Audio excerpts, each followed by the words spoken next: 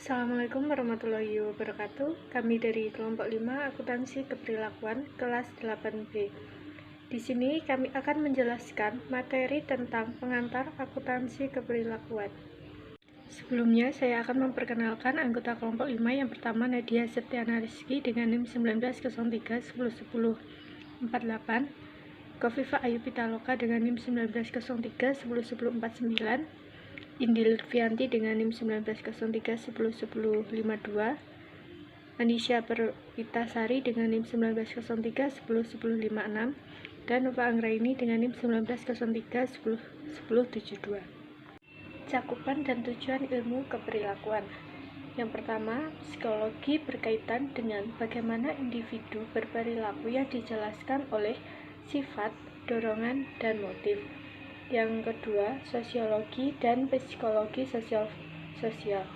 Fokus pada kelompok atau perilaku sosial. Penekanannya pada interaksi antar manusia. Perilaku dapat dijelaskan dari hubungan sosial, pengaruh sosial, dan dinamika kelompok.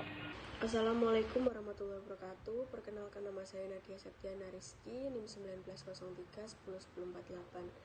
Di sini saya akan menjelaskan tentang cakupan dan tujuan ilmu keperilakuan. Akuntansi keperilakuan berkaitan dengan ilmu keperilakuan dan ilmu akuntansi. Pembahasan mengenai ilmu keperilakuan akan mengawali pembahasan akuntansi keperilakuan.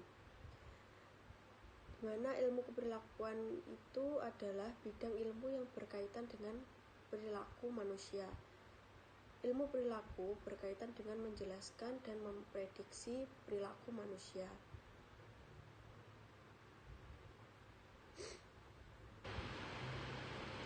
Terdapat 3 kontributor dalam ilmu perilaku, yaitu psikologi, sosiologi, dan psikologi sosial. Semua cabang keilmuan tersebut memprediksi perilaku manusia, tetapi perspektif yang digunakan berbeda.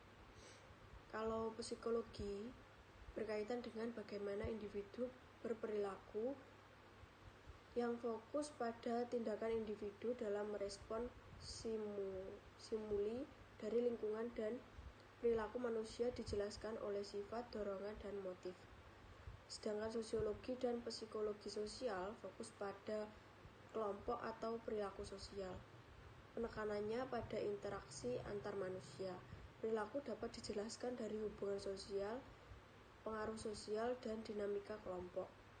Penekanannya pada manusia sebagai bagian dari sistem sosial. Cabang ilmu ini menjelaskan bagaimana memahami pikiran, perasaan, dan tindakan individu yang dipengaruhi oleh orang lain atau lingkungannya. Sekian presentasi dari saya. Selanjutnya akan dijelaskan oleh rekan saya. Terima kasih. Assalamualaikum warahmatullahi wabarakatuh. Baiklah, di sini saya akan menjelaskan tentang aplikasi dari akuntansi keperilakuan. Banyak manfaat ekonomi yang bisa diambil ketika kita mengenali aspek perilaku dalam akuntansi. Berikut ini adalah contoh yang menggambarkan bagaimana pengetahuan kita pada aspek perilaku manusia akan memperbaiki pengambilan keputusan, yaitu pada aplikasi Halo Effect dalam akuntansi. Halo Effect merupakan kecenderungan untuk menggunakan evaluasi secara umum untuk membuat penilaian pada sifat-sifat spesifik.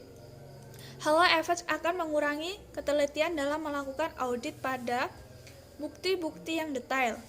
Kurangnya ketelitian pada bukti-bukti audit yang detail menyebabkan kegagalan audit seperti pada kasus Outcome. Nah, ketika auditor berfokus pada penilaian keseluruhan pada klien, maka akan menimbulkan halo effect. Adapun perkembangan riset akuntansi keperilakuan itu ada 2. Yang pertama, cakupan riset akuntansi keperilakuan meliputi 3 hal. Yang pertama, pertimbangan dan pengambilan keputusan oleh akuntan dan auditor. Yang kedua, pengaruh fungsi akuntansi dan fungsi auditing terhadap perilaku. Dan yang ketiga, pengaruh output fungsi akuntansi, yaitu informasi akuntansi terhadap pertimbangan dan pengambilan keputusan pemakaian. Yang kedua ada klasifikasi topik-topik artikel-artikel riset akuntansi keperilakuan. Terdapat 3 area. Yang pertama, riset akuntansi keperilakuan bidang manajerial yang berfokus pada pengaruh fungsi akuntansi terhadap perilaku. Nah, yang kedua adalah riset akuntansi keperilakuan bidang keuangan yang berfokus pada pengaruh informasi akuntansi terhadap keputusan pemakaian. Yang terakhir adalah riset akuntansi keperilakuan bidang pengauditan berfokus pada pertimbangan dan pengambilan keputusan akuntan. Saya Indi Lutfianti, NIM 19031092 akan melanjutkan presentasi dari rekan saya sebelumnya. Berdasarkan isu atau pertanyaan risetnya atau masalah penelitiannya, riset akuntansi keperilakuan dikelompokkan ke dalam 4 kelompok bidang, yaitu yang pertama ada pengendalian manajerial. Riset awal akuntansi keperilakuan dalam bidang pengendalian manajemen dilakukan oleh Agris tahun 1952 tentang pengaruh proses penyusunan anggaran terhadap tingkat kinerja manajerial serta sikap dan perilaku seseorang. Arah riset di bidang ini mencakup topik-topik tentang partisipasi, gaya kepemimpinan, dan peraturan umpan balik. Metode riset yang digunakan antara lain riset laboratorium klasik dengan penggunaan subjek mahasiswa atau mode survei. Selanjutnya yaitu ada pemrosesan informasi akuntansi. Riset akuntansi keperilakuan dalam bidang pemrosesan informasi akuntansi berkaitan dengan bagaimana pemakai memproses informasi akuntansi. Topik-topik riset dalam bidang ini mencakup pengaruh metode akuntansi alternatif terhadap pengambilan keputusan pemakai atau dampak keperilakuan dari pengukuran akuntansi, pemrosesan informasi manusia, dan fiksasi fungsional. Yang ketiga ada desain sistem informasi akuntansi. Fokus riset dalam bidang ini adalah isu-isu keperilakuan dalam keseluruhan desain sistem informasi perusahaan. Terdapat 2 pertanyaan riset utama dalam bidang ini, yaitu yang pertama ada pengaruh struktur dan desain pelaporan akuntansi terhadap kemampuan pemakai untuk mengekstrak informasi yang tepat. Yang kedua ada pengaruh sistem informasi akuntansi terhadap pengembangan struktur dan adaptivitas organisasi. Dan yang terakhir ada riset proses pengauditan. Penerapan teknik riset akuntansi keperilakuan dalam masalah-masalah auditing merupakan fenomena yang relatif baru. 3 isu riset penting dalam riset akuntansi keperilakuan dalam bidang auditing meliputi yang pertama ada perilaku auditor dalam usaha untuk memastikan keahliannya. Yang kedua ada keterbatasan auditor sebagai pengambilan keputusan. Dan yang terakhir ada proses kognitif dalam pengambilan keputusan auditor. Selanjutnya akan dilanjutkan oleh rekan saya. Terima kasih. Assalamualaikum warahmatullahi wabarakatuh. Saya Nisha Pritasari, NIM 19031056 akan menjelaskan tentang peluang-peluang riset akuntansi keperilakuan berdasarkan bidang-bidang akuntansi. Yaitu yang pertama, pengauditan. Riset akuntansi keperilakuan di bidang auditing saat ini lebih banyak berfokus pada masalah pengambilan keputusan. Peluang riset akuntansi keperilakuan yang akan datang di bidang auditing mencakup karakteristik pengetahuan yang terkait dengan pengalaman. Yang kedua, keuangan. Riset akuntansi keperilakuan di bidang keuangan dapat memberikan kontribusi besar di masa yang akan datang, baik dalam riset pasar modal maupun riset keuangan lainnya. Yang ketiga, manajerial.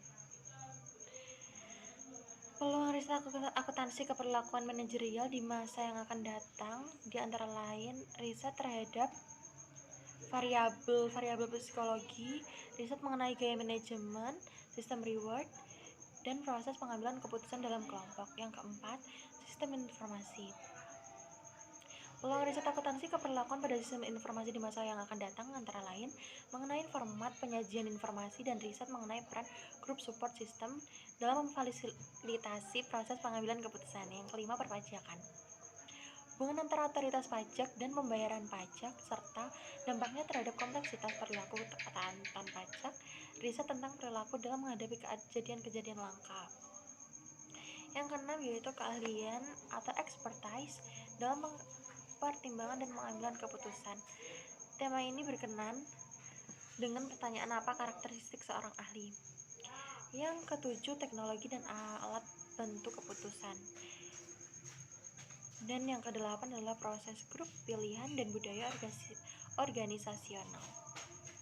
Tema ini berfokus pada perilaku kelompok, grup, atau organisasi, bahkan pada perspektif internasional antar negara. Sekian penjelasan dari saya. Wassalamualaikum warahmatullahi wabarakatuh. Sekian pemaparan materi yang dapat kami sampaikan. Kurang lebihnya kami mohon maaf. Wassalamualaikum warahmatullahi wabarakatuh.